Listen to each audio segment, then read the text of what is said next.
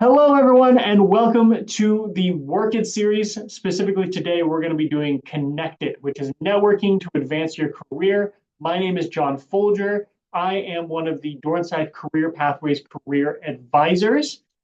Who Dornsife Career Pathways is, we are the career center specific to Dornsife students.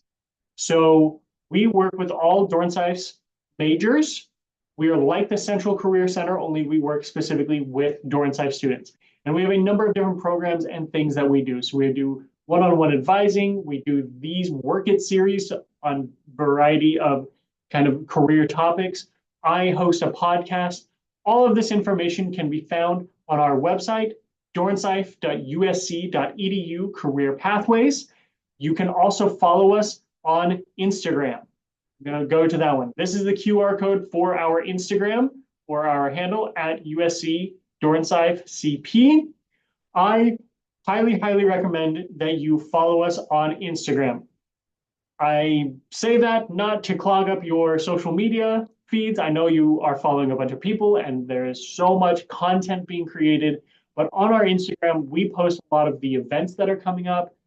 We have different career tips. We often post internships or job postings that we get told about directly from employers.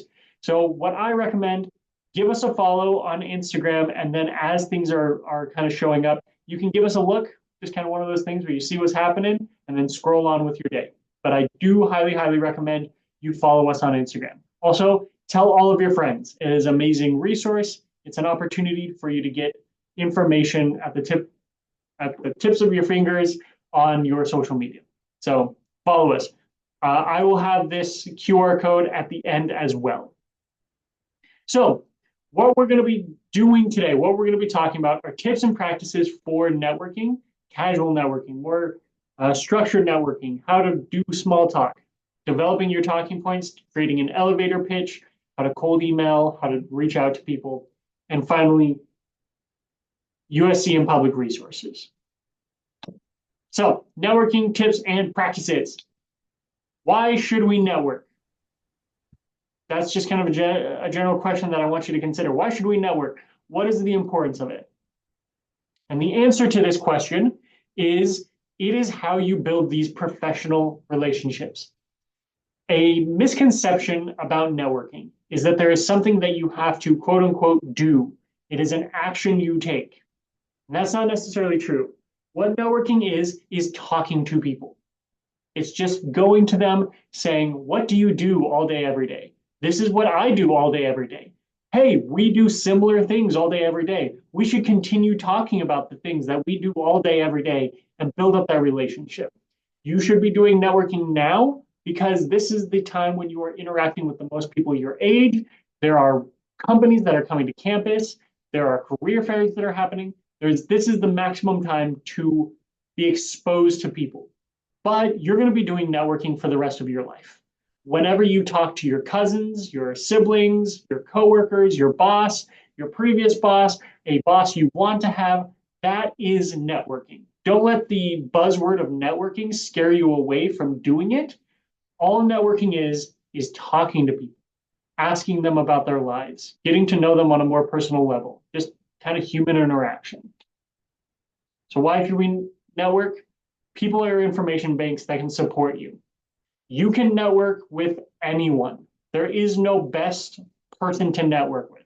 The best person to network with is the person that you can interact with and talk to, whether that's professors, faculty, staff, other students, family, friends, employers, employees, anyone. You want to be building these human connections. And part of the reason as well is a lot of times with networking, if you build that professional relationship, you go and talk to people and say, hey, this is what I'm about. They get to know you on a personal level. Sometimes that can turn into employment opportunities. Now, I want to let you guys know of something. I'm going to scroll back in our presentation a few slides. Right here, the mentorship program. If you go to our Dornsife Career Pathways, you can find the Alumni Mentorship Program. This is a program that USC Dornsife Career Pathways puts on where you are paired one-on-one with a mentor that is in the field that you're interested in. It's free networking. It's a fantastic program that we do every year, definitely every fall, sometimes in the spring. Check it out. It is open to sophomores, juniors, and seniors. We typically do not accept freshmen, and it is a way for you to network. Again, the Doran Seif Alumni Mentorship Program, it can be found on the Doran Seif Career Pathways website. Check it out. It is currently full for this fall semester of 2024, but if you are listening in the future, or if you're listening right now, check it out in future semesters. So I wanted to really highlight that program. So casual networking is kind of the best sort of networking. It's just kind of doing the small talk, getting to know people. How you want to do this small talk is you want to reveal something that you can relate to with the person, your anchor, your mutual connection. You want to build as many connections as you possibly can. So for all of you students, how this networking is going to probably start is you're going to share your name, you're going to share your major, and you're going to try to build as many connections as you can. Maybe you share a similar major, maybe you share similar interests, maybe you share a similar background of where you're from. Find those connections and kind of make those shares. Encourage to engage in conversation about what you're talking about. Listen, learn, and be engaging. Talk to people how you would want to be talked to. You don't want to be the only person asking the questions. You want to be asked in return, kind of a back and forth exchange. Same thing when you're doing your casual networking, kind of doing your small talk. Continue the conversation. Continue talking about family, occupation, recreation, dreams. You don't want to get into kind of those heavy, I'll call them quote unquote political divisive topics, unless if that is appropriate for the environment you're in. You want to keep it light, you want to keep it casual, and you want to keep the conversation moving. And now, once you've kind of done this small talk, how to turn the conversation into networking, identify how you can benefit them. What can you give them and what can they give you? How can you collaborate together? What is the best way that you can mutually help each other? That's another myth about networking, is that you're using people or you're leveraging people and you're just taking advantage of them. That's not the best networking, period. And that's not how you want to do your networking. What you want to do is you want to create a relationship where both people are getting something out of it. Whether that's them getting a new employee out of you, or you getting information out of them, or you becoming coworkers together. Just try your best to make it genuine, authentic, and show your real self.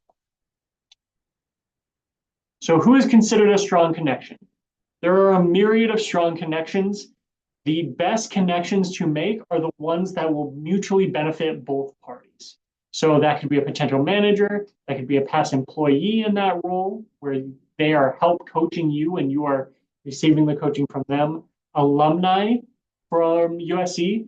USC is very, very unique in its alumni pairings and alumni efforts that are put into this university.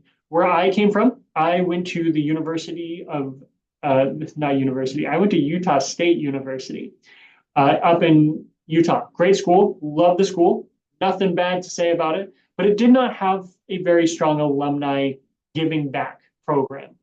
That's the difference with USC. Alumni want to help you. The amount of conversations that I've had with alumni when I'm doing interviews for the Ask John podcast, where they just want to give back to the school. They want to help students. That's another thing to keep in mind as well with networking, is when you are genuinely reaching out to these people with informational interviews, which we'll talk about in a second, and you're genuinely asking about their day, they're much more inclined to tell you about their day when it is genuine and you're showing interest. We'll talk about informational interviews in just a second. So, informational interviews. So what is an informational interview? It is a time where you are going to a professional and you are just asking about information. You're not asking for a job. You're not giving them your resume, and you are being on time. You're being respectful of them. This is how you would set up a informational interview. I should start with is you are reaching out to this professional and you are saying, hey, Stacy fake name, do you have 10 to 20 minutes where we can get coffee and I can just ask you some very general questions? You're asking them what they do for work, what they enjoy, what they don't enjoy. We have a whole list of questions that you can ask during an informational interview. Something like I was just talking about with informational interviews, I can attest as a fellow professional, I've been in my career for about 5 to 6 years now. Nobody in my personal life asks me about what I do because they know it. My wife knows what I do. My family members, they know what I do. So they're not asking genuine questions of like, hey, what do you enjoy? What do you not enjoy? So when somebody comes in with genuine intent, wants to get to know me, wants to get to know my job field, I would love to give them information. If somebody reached out to me and said, I have genuine questions, I'm a student, I'm a sophomore in psychology, and I want to know what you did with your psychology degree, I would spill the beans all day long. So people want to talk about what they do. They want because they're not asked. People don't genuinely ask those types of questions. So when you do, you are much more likely to get feedback. You're much more likely to get responses. Probably responses is what I meant rather than feedback. So some networking events you can go to in order to find these informational interviews, find alumni, is preparing for networking events. These are career fairs. These are employer opportunities of people coming to campus. This is this mentorship program. Going where people are going to be, whether those are alumni, whether those are employers, whether those are co-students, cohorts of yours, go where the people are, introduce yourself, and build those small talk conversations. So developing your talking points. So when you're going up and you're starting these conversations, this is what we call an elevator pitch. An elevator pitch is a brief speech to use to introduce yourself. It should offer a sense of who you are, what you are interested in, how you got to developing that interest, and what is your end goal of that conversation. That's kind of the main parts of it. My favorite way to employ an elevator pitch is the 1, 2, 3 pitch. That's what I prefer. So you're introducing yourself. You're saying, this is who I am. This is why you should care. This is the connections that we have. Next is your interest. Articulate, this is why I'm talking to you. I want to know more about your company. I want to know more about your position. I want to know more about you. And this is why I want to know more about you. Based on my major, based on my background, based on my interest, based on my future goals, this is why we're talking to each other. And then you want to do action. This is what I want to get out of this, this interaction. So an example of this is, hello, my name is Erica Bovard. I'm a junior majoring in psychology and president of the Students in Media Association. So introduction, I've worked as a public relations intern at Town and Gown Entertainment, as well as a social media intern at the USC Athletics Department. The interests, a little bit more of who they are. While working at Town and Gown Entertainment, I managed account portfolios for new clients totaling over $250,000. More recently, I audited the USC Athletics Department social media content for graphic identity compliance. So this is my interest. This is why you should care about me, because I care about what you do. I would love to talk to you about the accounts manager internship position you are interviewing for on campus. That's the action. This is why I'm talking to you. Let's get down to business. This is why you should care about me. This is what we're going to do about it. So that's kind of how you create your elevator pitch. Everyone's elevator pitch is going to be different. I don't follow exactly this exact format when I'm doing an elevator pitch. Neither should you, or maybe you should. How I recommend you would practice this and build one is just kind of spending the time to practice with your roommates, practice with your family members, come in to a career advising appointment, practice with one of the career advisors, and going out and doing it. When you are attending a career fair or something like that, go up to tables. Even if you're not 100% committed to that position, go up to the tables and practice your elevator pitch. See how it lands, see how it doesn't land. So when you are giving your elevator pitch to the companies or alumni or hiring managers that you really, really, really care about and really want to interact with and network with, you are practiced, you are polished, and you're ready to go. So it doesn't sound memorized, it sounds natural, and it is still informative. So practice your elevator pitch. Informational interview questions. Like we were talking about, when you're doing an informational interview, these are some example questions. These are not all of the questions you should ask. Maybe you don't even ask any of these, but some typical questions you could ask is describing the environment they work in, what portion of your job involves interacting with others, what do you like most about your job, maybe what do you like least about your job, what was your undergraduate major field of study so you can know if you're kind of on the right path or not. You can ask them how important a specific major is. You're asking for information. You are not asking for a job. You are not asking for employment during an informational interview. That is inappropriate, and you can do it at a later date. You can do that in additional networking sessions. But we start with an informational interview to get to know the person so that later on you can have those more focused, action-oriented, let's talk about job conversations. If you need ideas of how to do an informational interview, I have done about, I believe I'm up to 8 or 9 that I've recorded for the Ask John podcast. It can be found on our website. It can also be found on Spotify. They are, if I may say so myself, they are pretty good examples of what an informational interview will look like, what it will sound like. So if you need an example of informational interviews, go there.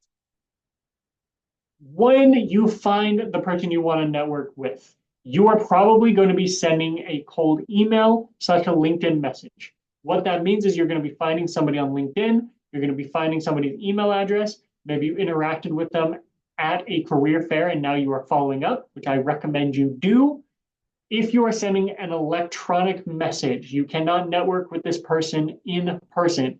This is kind of a rough format of how you want to do that message.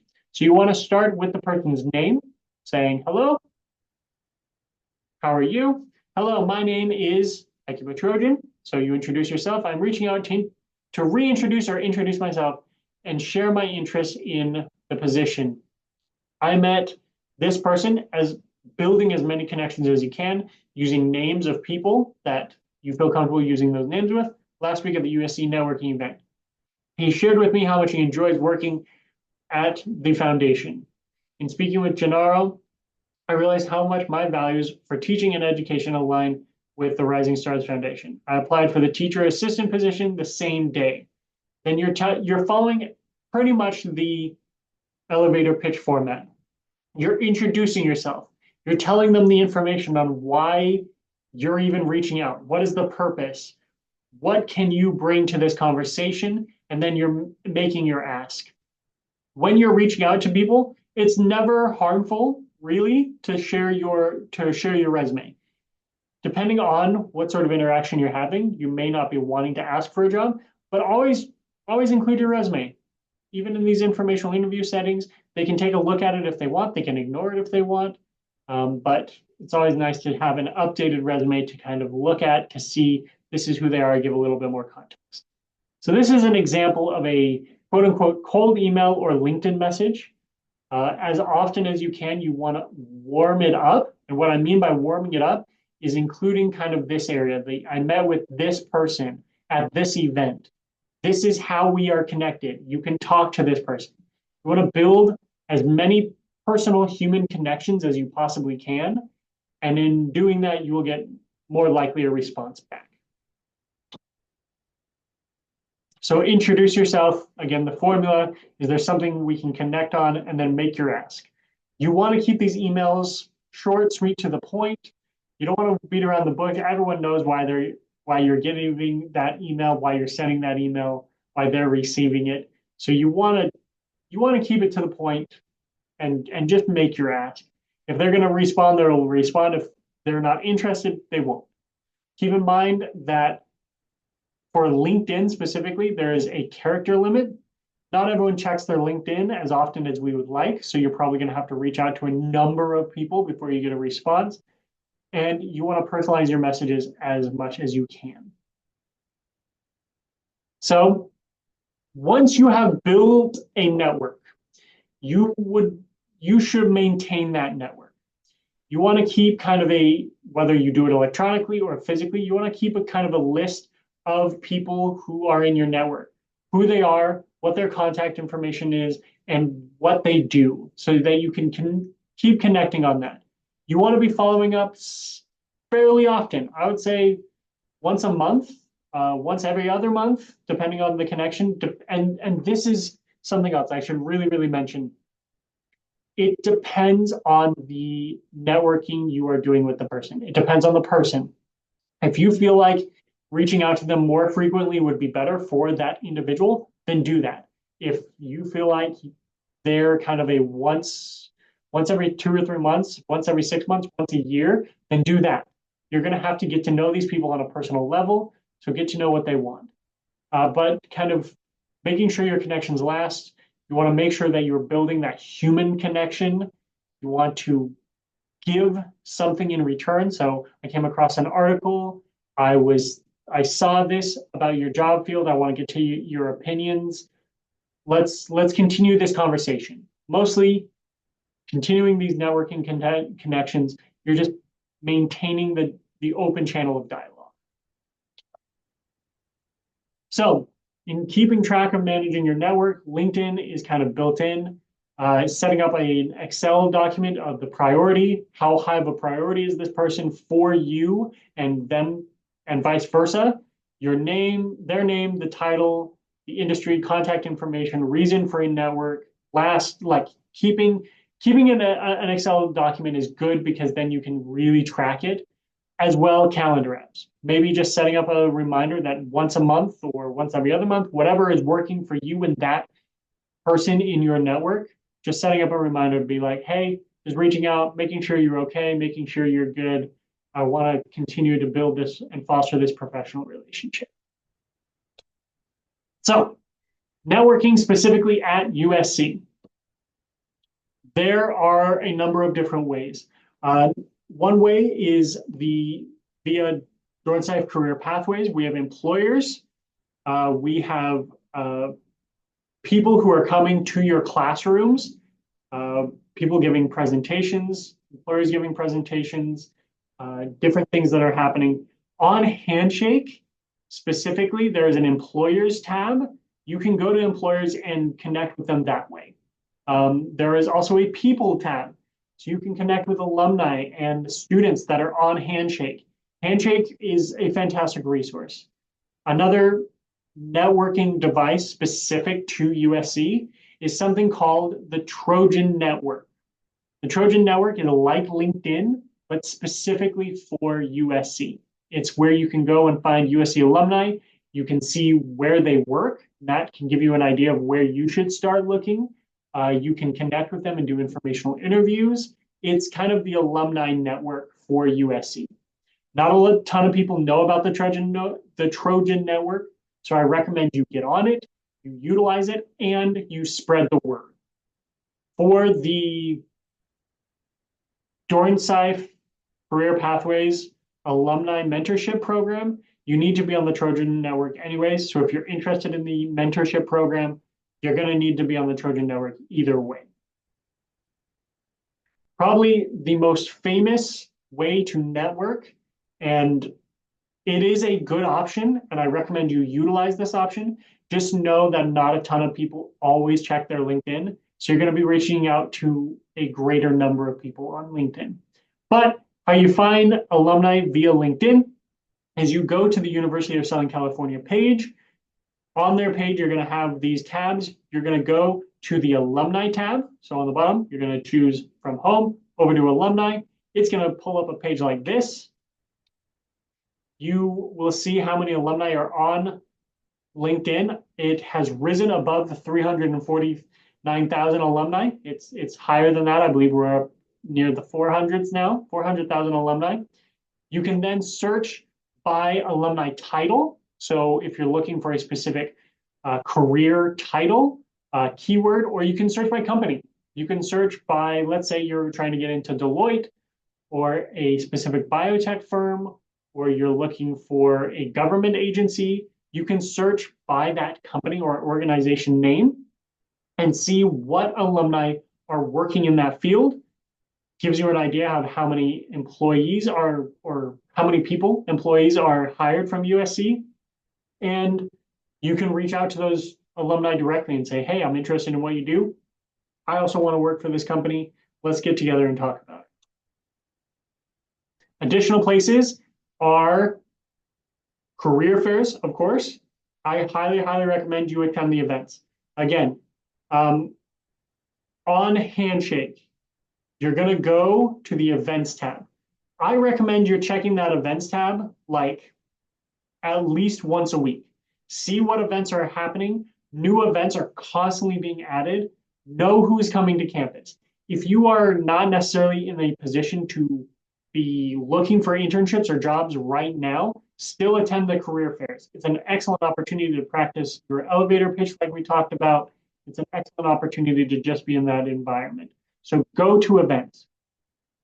Use my USC Engage SC events calendar. Sign up for organizations and clubs. Go to sporting events. Just this last week, I went to a USC football game and happened to be sitting next to some people that I did networking with. They work in different offices here at USC on campus, and I got to know who they are and what they do. So in the future, I could potentially reach out to those people if I had additional questions or concerns or whatever, because we have made that connection just via a football game. So attend events, go to things, know what's happening on campus, and as your schedule permits, attend them. So in summary, we talked about some different networking tips, using small talk, board method, 1, 2, 3 method, doing informational interviews, developed our networking talking points, and where you can network at USC. Again, I want to reiterate, and I'm going to go to the Instagram page so you can take a look at it if you need, take a picture of that, follow us. Networking sounds scarier than it is. All networking is talking to people. It's asking questions. It's building human connections. You do not have to ask for a job if you're uncomfortable going up to somebody and saying, hey, I need a position. You don't need to do that. You can just talk to these people and gain information. I have seen a number of times, both in my own life and in students' lives, that networking led to jobs. Connecting with a professional, them liking you. I've seen positions created for people who just did networking because they got to know the right people in an organization, and those right people said, we really like John, in my case. We really like him. We want to continue working with him. How do we make this possible? How do we create a position for him because he is such a valuable asset?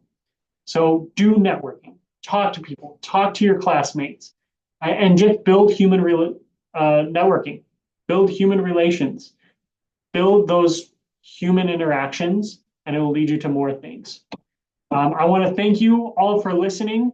Those of you who are attending live, please stay on. I'm going to pause the recording now. For those of you who are listening in the distant future, thank you for joining us, and we hope to see you live soon. Thank you.